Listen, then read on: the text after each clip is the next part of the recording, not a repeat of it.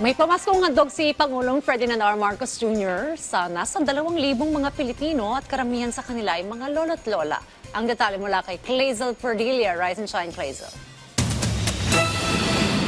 Christmas is not yet over. Namahagi si Pangulong Ferdinand R. Marcos Jr. at ang unang pamilya ng pamasko. 2,000 taga-suporta ng pamilya Marcos ang nakatanggap ng grocery package.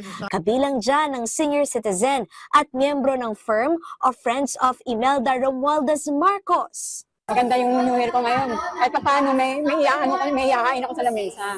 Kinilala ni Pangulong Marcos ang walang hanggang suporta at hindi matatawarang pagmamahal ng grupo sa kanilang pamilya. Kayo ang laging nandyan at lagi kong naaasahan na kahit saan ako pumunta, ay nandyan yung grupo na yan, pulang-pula. At malakas ang sigaw. Yan ang firm. Maraming salamat sa inyo lahat.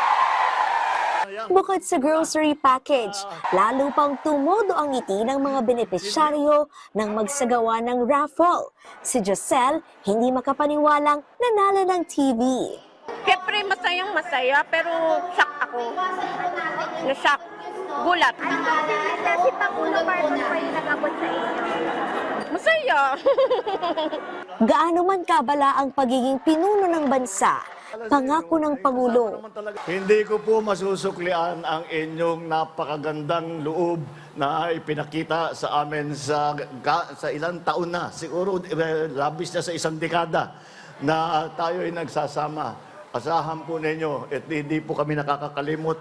Lagi kayo'y nasa isip namin at mas mahalaga, lagi kayo ay nasa puso namin. Maraming salamat. Merry Christmas! Happy New Year!